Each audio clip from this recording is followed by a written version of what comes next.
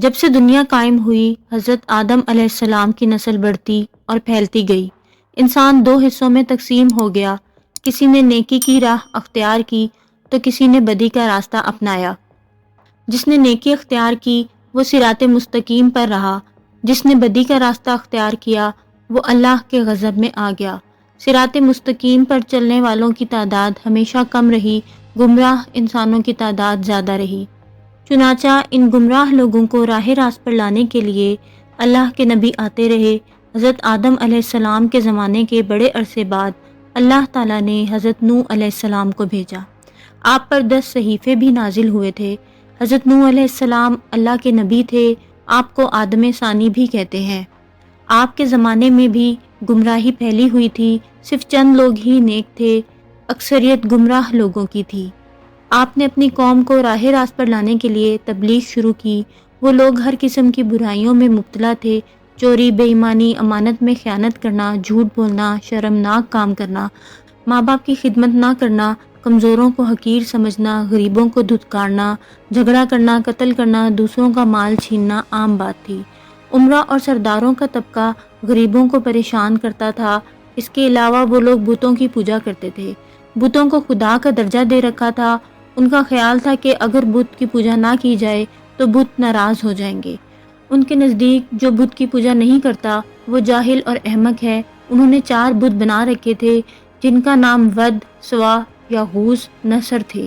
حضرت نوح علیہ السلام اپنی قوم کو دعوت حق دیتے، اچھے کاموں کا حکم دیتے اور برے کاموں سے روکتے۔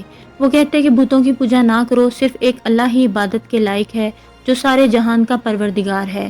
ایک روز آپ علیہ السلام نے ضیافت کا اہتمام کیا۔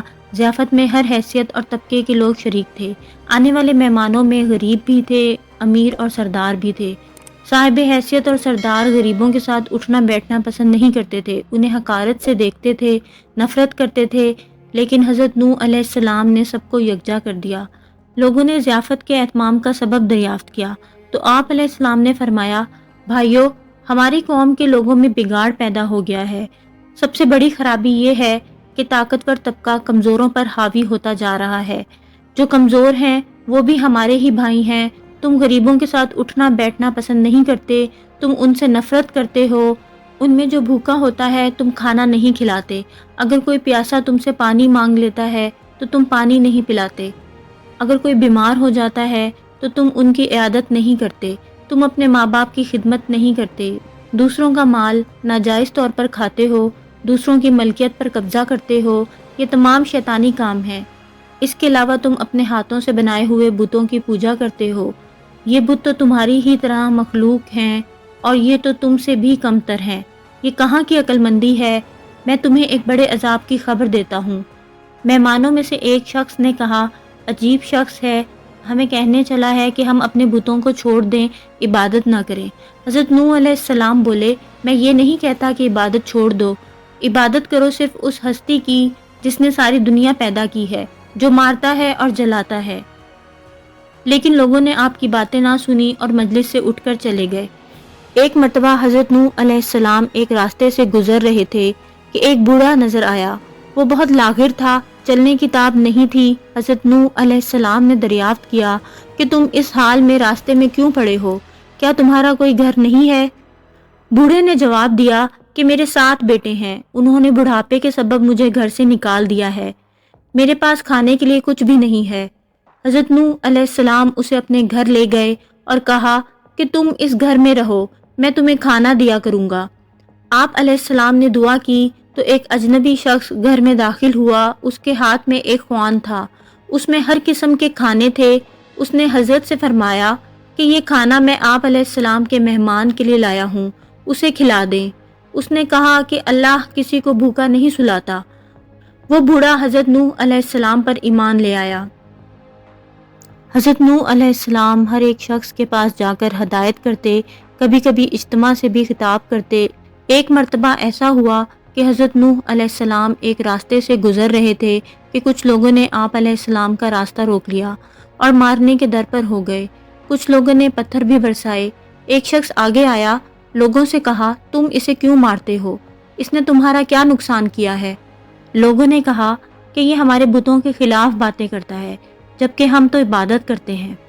ایک اور شخص نے کہا کہ یہ کہتا ہے کہ میں نبی ہوں، اللہ نے مجھے نبی بنا کر بھیجا ہے۔ یہ تو ہم ہی جیسا انسان ہے، یہ کھاتا پیتا کام کرتا ہے، اس کے پاس دولت بھی نہیں ہے۔ خدا کو اگر نبی بنانا ہوتا تو کسی سردار اور امیر آدمی کو نبی بناتا۔ حضرت نوح علیہ السلام نے جواب دیا، میرے رسول ہونے کا سب سے بڑا ثبوت یہ ہے کہ میں تمہارے ہی معاشرے کا فرد ہوں، لیکن اس کے باوجود میں تمہاری طرح بے جان بتوں کو نہیں پوجتا۔ دوسرا بڑا ثبوت یہ ہے کہ میں تم لوگوں کو نصیحت کر رہا ہوں، لیکن اس کا کوئی معاوضہ تم سے طلب نہیں کرتا۔ میرا اجر تو اللہ کے ذمہ ہے۔ میں تو یہ کہتا ہوں کہ کسی پر ظلم نہ کرو۔ میں تو تم سب کو نیکی اور بھلائی کی طرف بلا رہا ہوں۔ میں تمہارا خیر خواہ ہوں۔ حضرت نوح علیہ السلام نے جب یہ باتیں کہیں تو لوگوں نے کانوں میں انگلیاں ٹھونس لیں، ایک لفظ بھی سننے کو تیار نہیں ہوئے۔ ایک موقع پر حضرت نوح علیہ السلام نے اپنی قوم سے فرمایا کہ اے نادانو، یہ کیوں نہیں سمجھتے کہ یہ دنیا تو ایک آزمائش کی جگہ ہے، تمہارے سامنے اچھائی اور برائی دونوں ہیں۔ اے قوم، میں تم کو آنے والے دن سے ڈراتا ہوں۔ حضرت نوح علیہ السلام ہر طرح سے انہیں راہ راست پر لانے کی کوشش کرتے، لیکن وہ آپ علیہ السلام کو ذلیل کرتے اور مذاق اڑاتے، آوازیں کستے، منہ پھیر لیتے، گالیاں دیتے، مارنے کی کوشش کرتے، لیکن آپ علیہ السلام نے صبر کا دامن ہاتھ سے نہ چھوڑا، بلکہ اپنا کام جاری رکھا۔ آپ علیہ السلام کی بیوی اور آپ کا بیٹا بھی منکرین اور کافروں میں شامل تھا۔ حضرت نوح علیہ السلام نے دعا کی، اے رب میرے پروردگار، میں نے اپنی قوم کو رات دن سمجھایا، حق کی طرف بلایا، میرے بلانے پر وہ زیادہ بھاگتے رہے۔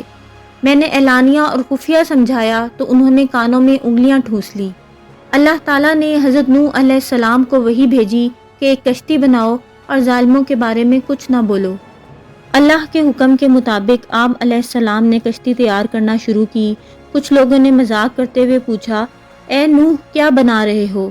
آپ علیہ السلام نے بتایا کہ میں ایک کشتی تیار کر رہا ہوں، کیونکہ اللہ کی طرف سے عذاب آنے والا ہے۔ اللہ نے جو ڈھیل دے دی ہے وہ ختم ہو رہی ہے۔ جب وقت آئے گا ہر طرف پانی ہی پانی نظر آئے گا، صرف وہی بچے گا جو اس کشتی میں سوار ہوگا، جو بت پرستی سے توبہ کرے گا، گناہوں سے معافی مانگے گا، اسی کو اس کشتی میں جگہ ملے گی۔ لوگ بولے، اے نوح یہ زمین تو خشک ہے، ایسے آثار بھی نہیں ہیں کہ اتنا پانی ہو جائے کہ کشتی تیرنے لگے۔ نوح کا تو دماغ ہی چل بسا ہے۔ حضرت نوح علیہ السلام اس قسم کی باتوں سے بالکل مایوس ہو چکے تھے اور اصلاح کی کوئی امید نظر نہیں آ رہی تھی۔ جب کشتی بن کر تیار ہو گئی تو لوگ کشتی میں غلاظت پھینکتے رہے۔ کشتی میں کوئی ایسی جگہ نہ تھی جہاں غلاظت نہ ہو۔ کافر غلاظت پھیلانے کے لیے کشتی کے اندر جایا کرتے تھے، یہ ان کا معمول بن چکا تھا۔ ایک مرتبہ ایک کوڑ کا مرض بھی اپنے ناپاک مقصد کے لیے کشتی کے اندر گیا۔ اس کے سڑے ہوئے جسم کے ایک حصے پر کچھ غلاظت لگ گئی۔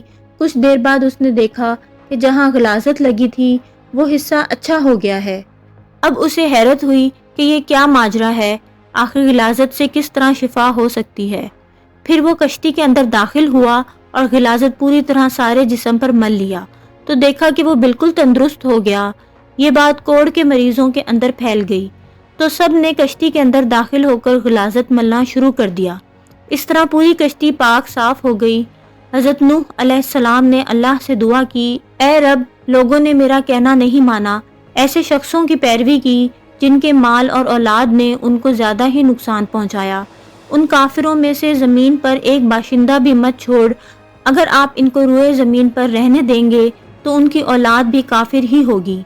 آپ علیہ السلام کی دعا قبول ہوئی، اللہ کا عذاب چلا آیا، گھر کے تنور سے پانی ابل پڑا، پانی کا ریلا تیزی سے بہنے لگا۔ جس جگہ سے پانی ابل پڑا وہ جگہ کوفے کی ایک مسجد تھی جس کا نام مسجد انبیاء ہے۔ دوسری طرف آسمان پر خوفناک سیاہ بادل چھانے لگے۔ حضرت نوح علیہ السلام نے دیکھا کہ زمین سے چشمے پھوٹ رہے ہیں۔ حضرت نوح علیہ السلام نے کہا کہ یہ عذاب کی علامت ہے۔ کافر کہنے لگے کہ طوفان تو آتے ہی رہتے ہیں، بارشیں ہوتی رہتی ہیں، یہ تو کوئی نئی بات نہیں ہے، کچھ دیر بعد موسم بدل جائے گا۔ دیکھتے ہی دیکھتے ہوا کا تیز جھونکا آیا جس سے ہر چیز ہل گئی۔ پھر پانی برسنا شروع ہوا۔ بارش میں اتنی شدت تھی جیسے کہ آسمان نے اپنے تمام دروازے کھول دیے ہوں۔ حضرت نوح علیہ السلام نے ایمان والوں سے کہا کہ کشتی میں سوار ہو جاؤ۔ اللہ نے فرمایا کہ ہر قسم کے جانوروں کا جوڑا بھی کشتی میں سوار کروا لو۔ حضرت نوح علیہ السلام نے اللہ کے حکم کی تعمیل کی، ہر جانور کا جوڑا سوار کرا لیا گیا۔ کشتی میں ایک علیحدہ جگہ پر سب جانوروں کو بند کر دیا گیا۔ طوفان چلنے لگا، بارش سے ندی نالے اور زمین پر پانی بھر گیا، پھر زمین کے ہر حصے میں پانی بہنے لگا۔ اب حضرت نوح علیہ السلام کا جہاز تیرنے لگا، پانی اونچا ہو رہا تھا۔ حضرت نوح علیہ السلام کی نظر جب بیٹے پر پڑی تو آواز لگانے لگے، بیٹا اب اس کشتی میں سوار ہو جاؤ، تمہاری جان بچ جائے گی، اب کافروں کا ساتھ چھوڑ دو۔ تو بیٹے نے جواب دیا کہ میں پہاڑ کی اونچی چوٹی پر چڑھ جاؤں گا، پانی وہاں تک نہیں پہنچے گا۔ تب حضرت نوح علیہ السلام نے اللہ سے اپنے بیٹے کے بارے میں سفارش کی کہ میرا بیٹا ڈوب رہا ہے، یہ تو میرے ہی خاندان کا ہے، تیرا وعدہ سچا ہے۔ اللہ نے فرمایا کہ وہ تیرے خاندان والوں میں سے نہیں ہے، تیرے گھر والے تو وہ ہیں جو تجھ پر ایمان لائے ہیں۔ روایت کے مطابق بارش مسلسل 40 دن تک ہوتی رہی، جو کچھ زمین پر تھا سب ڈوب گیا۔ کافروں کا کام تمام ہوا، جو لوگ حضرت نوح علیہ السلام پر ایمان لائے تھے وہ کشتی میں سوار ہو کر بچ گئے۔ کشتی کوہ جودی پر جا کر ٹھہری، جسے ارارات بھی کہتے ہیں۔ کشتی میں سب سوار تھے۔ اسی دوران حضرت نوح علیہ السلام کو ایک فاختہ نظر آئی، اس کی چونچ میں زیتون کے درخت کا پتا تھا۔ یہ امن اور سکون کی علامت تھی، یعنی پانی اتر چکا ہے۔ کوہ جودی یا ارارات مشرقی ترکی میں ہے۔ یہ 16,900 فٹ بلند ہے جو برف سے ڈھکی رہتی ہے۔ روس کی سرحد بھی اسی سے ملتی ہے۔ اس پہاڑ کو ناقابل تسخیر خیال کیا جاتا تھا، لیکن 1929 میں جرمن ماہر طبیعیات جان جیکب نے دونا کام کی کوششوں کے بعد اسے سر کر لیا۔ کچھ عرصے پہلے ہزاروں سال کی جمی ہوئی برف کا تودہ گرنے سے کشتی نوح علیہ السلام کا ایک حصہ بھی برف سے نکلا۔ کئی ہوا بازوں نے اس کی تصویریں لیں۔ ایک اور معلومات کے مطابق 1929 میں ماہر آثار قدیمہ وولی اور اس کے ساتھی نے عراق کے قریب ار کے مقام پر طوفان نوح کے آثار دریافت کیے۔ انجیل مقدس کتاب کی پیدائش کی روایت کے مطابق طوفان نوح کا واقعہ وادی دجلہ و فرات سے متعلق ہے۔ عراق میں قدیم زبانوں میں لکھے گئے کتبے دریافت ہوئے، ان میں ایک زبردست طوفان کا ذکر تفصیل سے ملتا ہے۔ ایک ماہر نے دعویٰ کیا ہے کہ اس نے شوہرار کی سب سے نچلی سطح میں طوفان نوح کے آثار پائے ہیں۔ عیسائیوں اور یہودیوں کی الہامی کتاب میں ارارات کا ذکر طوفان نوح کے حوالے سے آیا ہے۔ بائبل میں لکھا ہے کہ 7ویں مہینے کے 17ویں دن کشتی نوح ارارات نامی پہاڑ پر آ لگی۔